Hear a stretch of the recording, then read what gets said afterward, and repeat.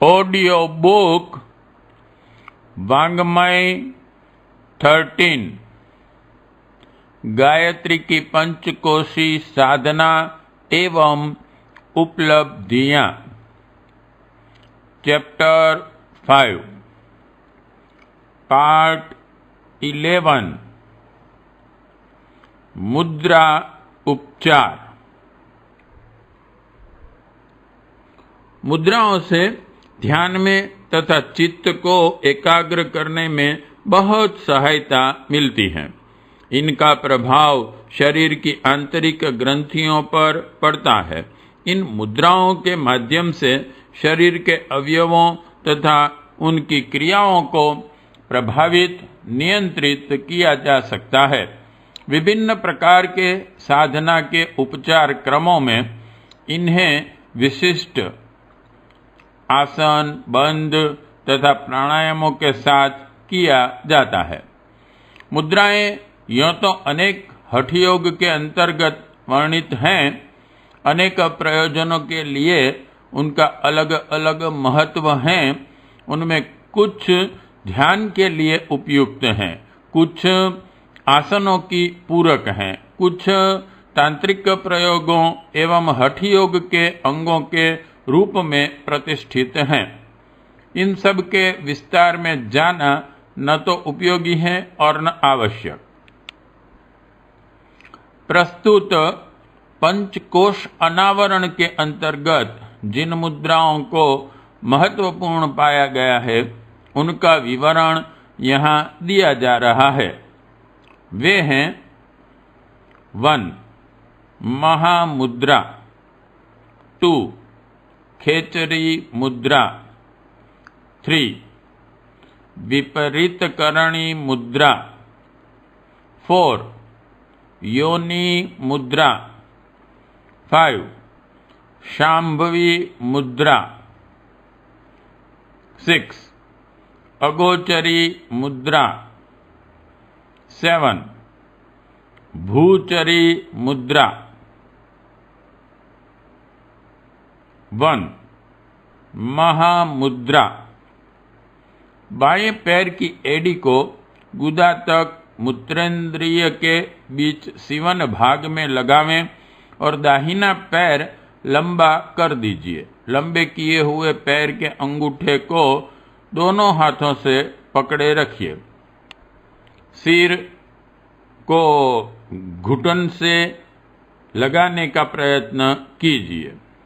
नासिका के बाएं छिद्र से सांस पूरक खींचकर कुछ देर कुंभक करते हुए दाहिने छिद्र से रेचक प्राणायाम कीजिए।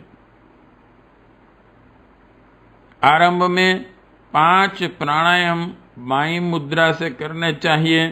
फिर दाएं पैर को सिकोड़कर गुदा भाग से लगाएं और बाएं पैर को फैला कर दोनों हाथों से उसका अंगूठा पकड़ने की क्रिया करनी चाहिए। इस दशा में दाएं नथुन से पूरक और बाएं से रेचक करना चाहिए। जितनी देर बाएं भाग से यह मुद्रा की थी, उतनी ही देर दाएं भाग से करनी चाहिए। इस महामुद्रा से कपिल मुनि ने सिद्धि प्राप्त की थी। इससे अहंकार, अविद्या, भय, द्वेष, मोह आदि के 5 क्लेशदायक विकारों का शमन होता है। भगंदर, बवासीर, संग्रहणी, प्रमेह आदि रोग दूर होते हैं। शरीर का तेज बढ़ता है और वृद्धावस्था दूर हटती जाती है। 2. खेचरी मुद्रा। जीभ को उल्टी करके उसे उलटना और तालू के गड्ढे में जिह्वा का अग्रभाग लगा देने को खेचरी मुद्रा कहते हैं। तालू के गड्ढे भाग में एक पोला स्थान है, जिसमें आगे चलकर मांस की एक सुंड सी लटकती हैं। उसे कपिल कुहर भी कहते हैं। यही स्थान जिह्वा के अग्रभाग को लगाने का होता है। प्राचीन काल में जिह्वा को लंबी करने के लिए कुछ ऐसे उपाय काम में लाए गए थे जो वर्तमान परिस्थिति में आवश्यक नहीं है। 1. जिह्वा को इस तरह दूहना जैसे पशु के थन को दूहते हैं। 2.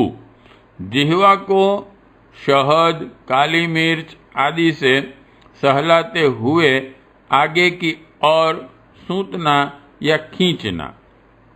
3. जीभ के नीचे नाड़ी तंतुओं को काट देना। 4. लोहे की शलाका से दबा दबाकर जीभ बढ़ाना।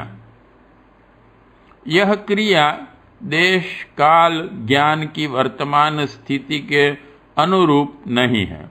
जैसे अब प्राचीन काल की भांति हजारों वर्ष तक निराहार तप कोई नहीं कर सकता, वैसे ही खेचरी मुद्रा के लिए जिह्वा बढ़ाने के लिए कष्ट साध्य उपाय भी अब असामयिक हैं।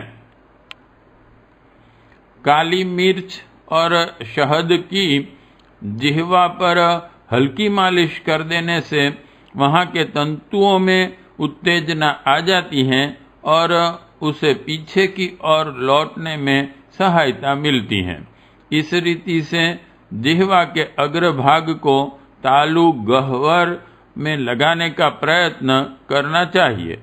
जिह्वा धीरे धीरे चलती रहे, जिसमें तालु गह्वर की हल्की सी मालिश होती रहे। दृष्टि भूमध्य भाग में रखनी चाहिए। खेचरी मुद्रा से कपाल गह्वर में होकर प्राण शक्ति का संचार होने लगता है और सहस्त्रदल कमल में अवस्थित अमृत निर्जर झरने लगता है, जिसके आस्वादन से एक बड़ा ही दिव्य आनंद आता है। प्राण की ऊर्ध्वगति हो जाने से मृत्यु काल में जीव ब्रह्म रंध्र में होकर ही प्रयाण करता है, इसलिए उसे मुक्ति या सद्गति प्राप्त होती है।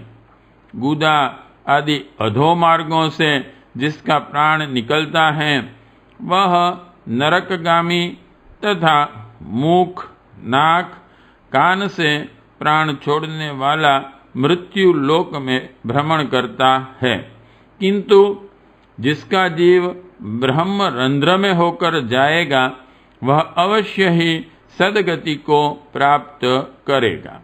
खेचरी मुद्रा द्वारा ब्रह्मांड स्थित शेषशयी सहस्त्र दल निवासी परमात्मा से साक्षात्कार होता है। यह मुद्रा बड़ी ही महत्वपूर्ण है। 3. विपरीत करणी मुद्रा।